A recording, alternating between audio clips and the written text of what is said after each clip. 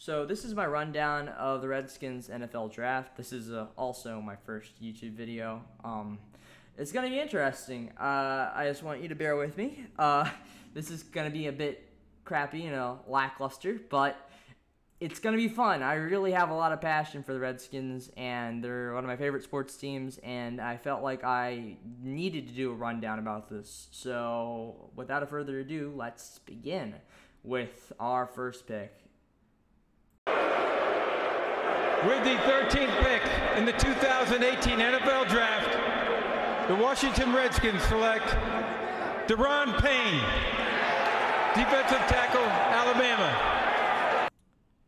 So, obviously, I need to start with Daron Payne, who was selected as the 13th overall pick in the first round.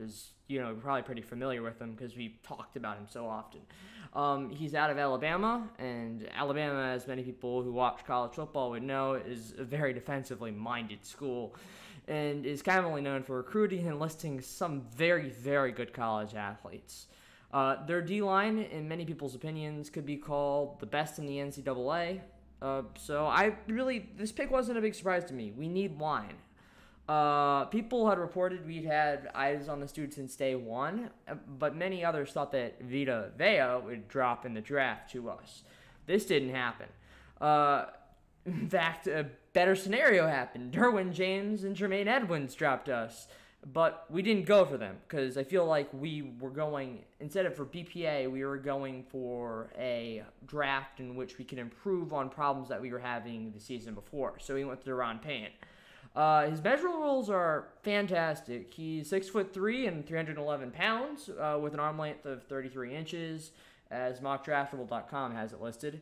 27 reps on the bench press, which I think is fairly good for D tackles based off of what I've seen in mock draftable.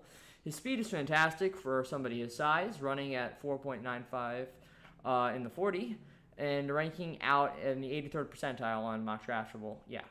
His quick acceleration based off his 3-cone, which comes out at 7.58 seconds, has him ranked in the 60th percentile, which puts him in a good position to get to the line quickly and stuff holes, which would mean that he's actually very good at swallowing running backs in the backfield, which we really need because, last year we had Matt Ioannidis, the Greek, and Jonathan Allen back there, but they both got injured or hurt, and this caused it to go back to Ziggy Hood, which we really don't want out there. We really didn't have a real line in a long time, and I feel like we were really drafting based off of need, as I said beforehand, which is the reason why we did this instead of going for Derwin James or Jermaine Edmonds. Having one of the worst D-lines in the league and having to go up against Elliott, Ajayi, and Barkley this season would be painful with the line we had last year. So us bolstering the line in this way, especially with the first pick that we have in the draft, was fantastic, and I actually think it's a great idea. From film, you can see he has a great bull rush and can easily move interior linemen around. He's naturally strong and can eat up linemen as well, closing holes to stop interior runs. He's simply a fantastic first pick. The statistics show that, as you can see. And I commend the Redskins for going for need in this situation over best player available. It was just a great idea. Some of the problems that I see with Daron Payne, though, is the fact that he commonly rises too high, and that makes him actually quite easy to stop in some situations, which we really don't want, but I believe Tom Steele can definitely clean that up. And also just lighting a fire under his butt, because, the more ability he has and the more fight he has in him is going to improve his ability in an actual game scenario to actually go and fight.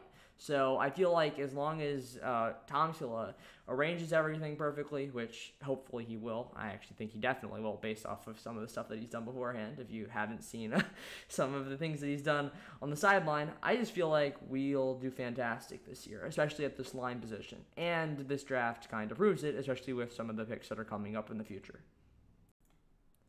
So for the 59th pick in the second round, after trading for the San Francisco 49ers and giving them our 44th pick and our 142nd pick for their 59th and 74th pick, we got Darius Geis out of LSU, which, let me just be honest with you, I believe this is the biggest steal of the draft. By far the biggest steal of the draft.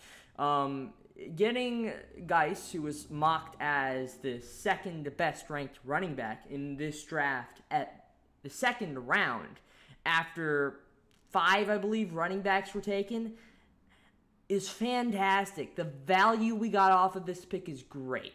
It's a funny story. I was at a bar while watching the draft with my family, and I was sitting at the TV watching the draft, and I was freaking out after he made this trade because I felt that he was going to be picked before we got back to our pick. And I thought it was kind of a ballsy move by our front office, but it really worked out because we got both into the third round to get a third-round pick.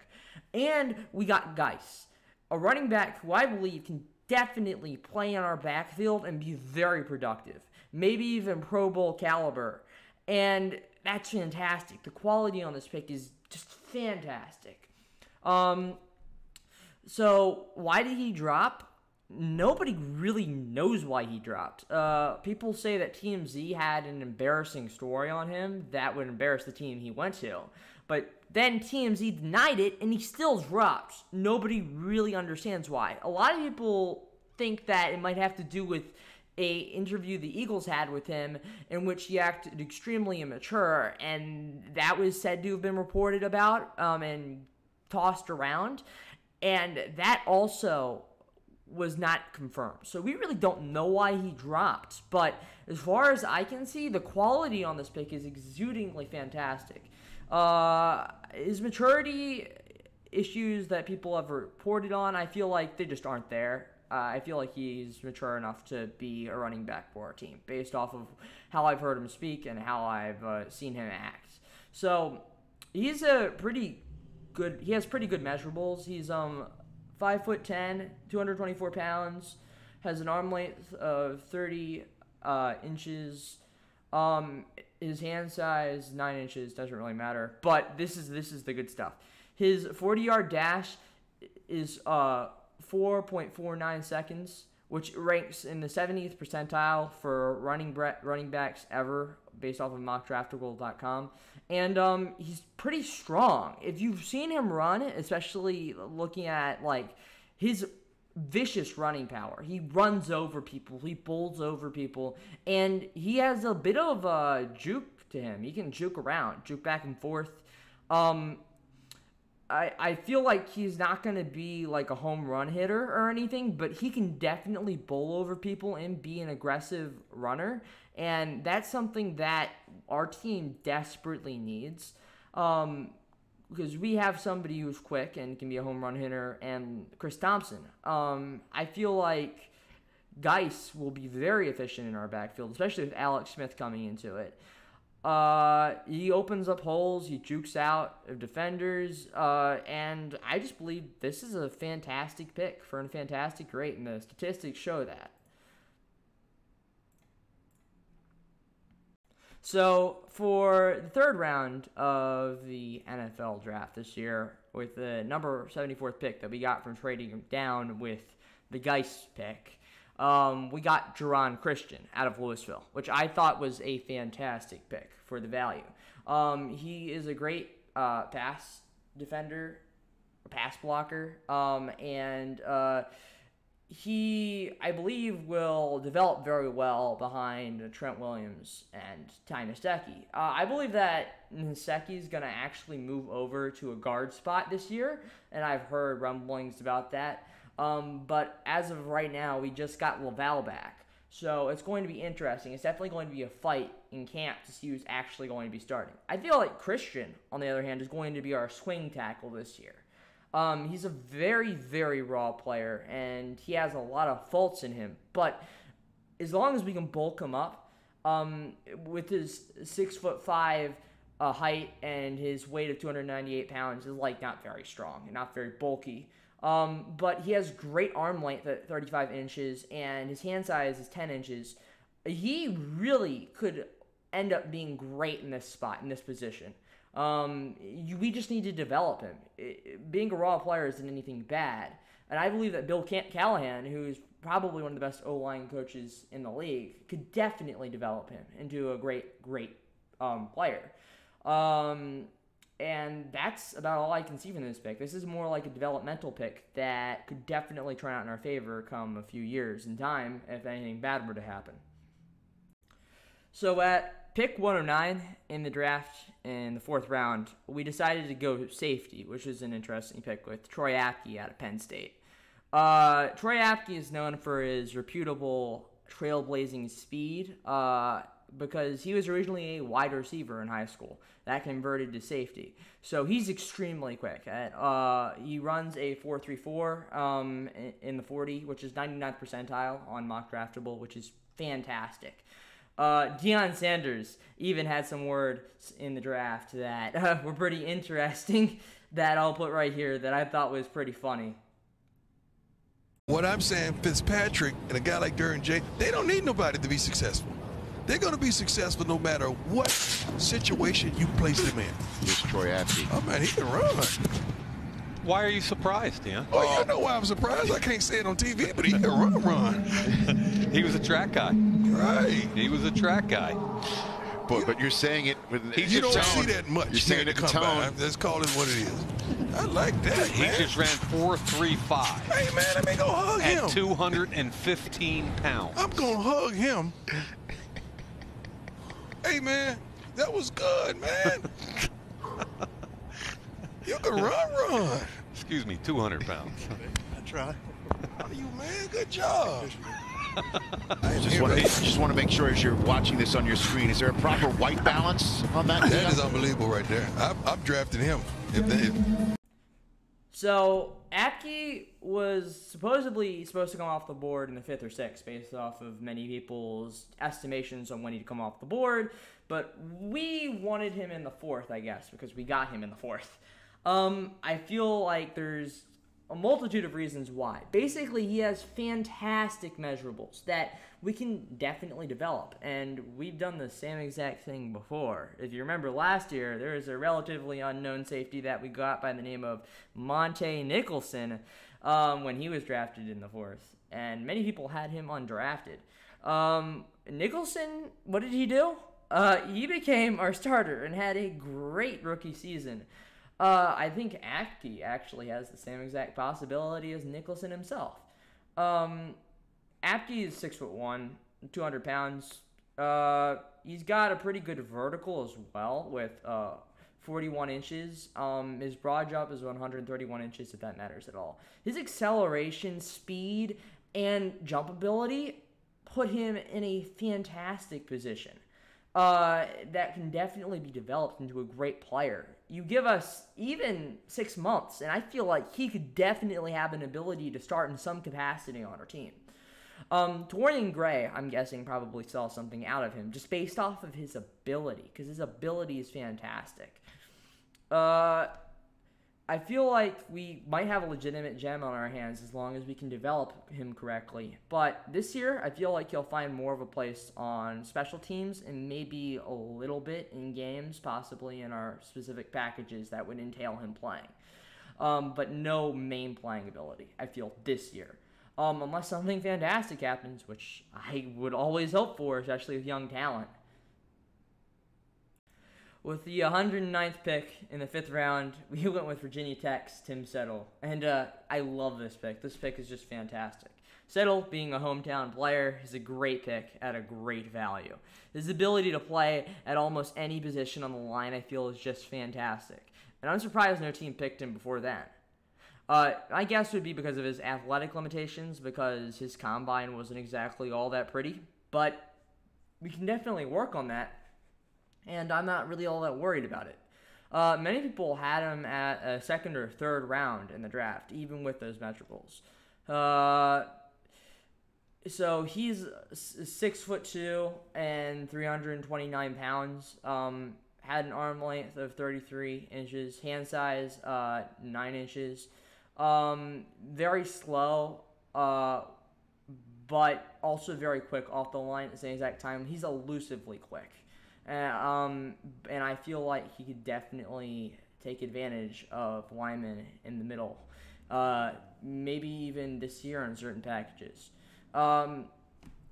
So I'm happy that we got settled, though, because we really needed to bolster our line this year, I felt. And this happened throughout the whole entire draft with Deron Payne and then this pick with Tim Settle. I really will be honest with you, I never want to go back to those Haynesworth days when Haynesworth was playing, and back like a few years ago when we had probably one of the worst ranked run defenses in the history of the NFL. Stuff like that just scares me and is horrible for the game because people just run all over us, and I hate it. I believe Settle will perfectly fit in with our line, and he will probably be able to gobble up running backs left and right and get into the backfield with his elusively quick speed.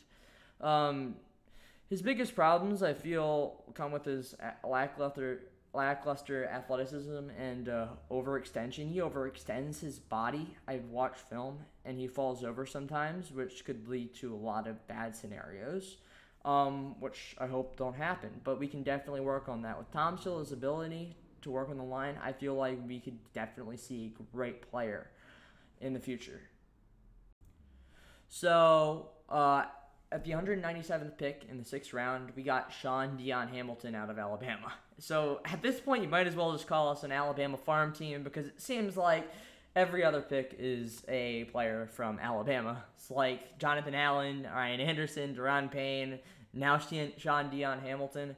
It's just coming off the board. We're next year, all Alabama picks. Just watch, it's going to happen.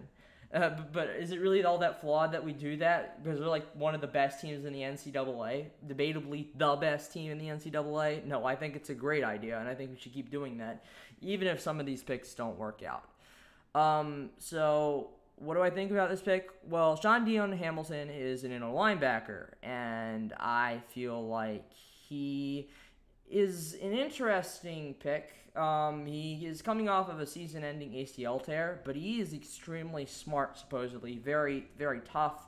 A lot of people had him compared to somebody we're very familiar with, Marshall Spate. I feel like he could definitely play weak side middle linebacker, and we'll probably see that in the preseason, and just we'll see how it works out if he is even better with his ACL tear. So another problem with him was the fact that this ACL tear kind of affected his ability to be ranked in the draft. He didn't get to do a lot of stuff. He did a bench press, but rather than that, I couldn't find any 40 or any quickness-related stuff like the three-cone drill. So all I have is that he has a bench press of 20 reps, and his height is 5'11", and he weighs 228 pounds. His hand size is pretty good, though, with 10 inches, which ranks the 91st percentile, which is a outlier there. I feel like his biggest limitations have to come with his durability and size and length. Also, this year, supposedly, he looks slower on tape than he did the year beforehand, so he's kind of slowed down, I guess.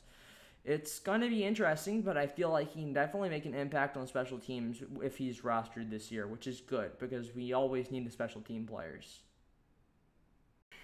With pick 241 in the 7th round of the NFL draft, the Redskins decided to go with Virginia Tech again with Greg Stroman. Stroman is a defensive back, and a lot of people felt that he, even though he had fantastic ability, was too undersized to play at the next level, even though he pretty much proved his ability in college, as you can see from the film right here. Statistically, he's pretty interesting, as you can also see on the board. The Skins took him, I believe, to play him at a possible slot role because of his small size at 5'11". He's extremely underweight with a weight of 182 pounds. Which is another reason why I believe he dropped as far as he did. What do I think about this pick? Well, I really like this pick. Virginia Tech defensive backs seem to always work out pretty well with us, with Torian Gray being back there. Kyshon Jarrett, Kendall Fuller, and now Stroman. I believe that he can definitely make an impact. He is extremely feisty and fights hard for balls in the air. He has a 4.48 second 40, which ranks in the 58th percentile, so he's semi-quick. Problems with him come with his jump ability. He doesn't have really all that good of a jump ability with a 33-inch jump, which is ranked 19th percentile. I worry that some NFL teams might actually decide to try to mismatch him with taller wideouts because his jump ability is so bad, to try to take advantage of the fact that he can't really get up in the air. But he's extremely feisty and will fight as hard as any one of them. So I feel like he can definitely, as long as we train him well, be put out in a good position if he were to see the field this year. So with pick 256, which was also coincidentally the last pick of the NFL draft in the 7th round, we selected Trey Quinn out of SMU.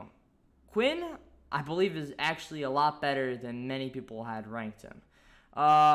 Just look at his combine. Do you see him dropping any balls right here? Didn't think so. I believe many people don't believe in him simply based on the fact that he had a slow 40. But his acceleration in the slot, I feel, is fantastic, and he definitely put him in a good position. A lot of people had him comp to Cole Beasley, which I can kind of see, I guess. Many people also had him mocked to go in the 5th or 6th round, so him dropping this far was kind of a real surprise. Obviously, he's a pretty small wide receiver since he played in slot. He's 5'11", weighs 203 pounds. Has a hand size of 10 inches, which is pretty good for catching the football because that ranks it out in the 91st percentile. His 40, which was kind of lackluster, is 4.55, which ranks in the 37th percentile. He's not really a jumper, vertical of 33 inches, and that ranks in 28th percentile. But his acceleration is surprisingly good. 6.91 seconds in 3-cone. In the 20-yard shuttle, he had 4.19. In the 60-yard shuttle, he had 11.4. He's pretty quick when it comes to accelerating. And I feel like a lot of people's worries with Quinn had to do with the fact that he's kind of slow, at least based off of that 40, which people think might have a problem or cause a problem with him getting open. But I believe his quickness can do that, especially off the line. He's also a one-year wonder, though supposedly, and he'd said this, he says that he's dominated everywhere that he's been, and that it's kind of unfair to call him irrelevant because he's been really good, which was something that he said, which I thought was kind of funny. But him being a one-year wonder out of SMU makes him kind of questionable. But I feel that as long as he can kind of reproduce the results he had from the season previously, he can definitely work in our offensive system and possibly be, again, a 5th or 6th wide receiver, which is very good. So this is my rundown of the Redskins NFL draft. I feel that we did fantastic in this draft, and it'll lead to success in the future. I believe we can make the playoffs with the team that we have right now, and that might just be a bit of optimism seeping through, but I pride myself in being realistic, and I really feel this year we can make it to the playoffs, even possibly out of the first round. I know that's kind of a big ask with Alex Smith at the quarterback position, but I believe we can do it. So I'm really happy. This is a fun draft to watch, and thank you for watching my video. Leave a like, a comment if you want. I don't really need it. I just wanted to do this as kind of a passion project. But thank you again for watching this, and have a nice one.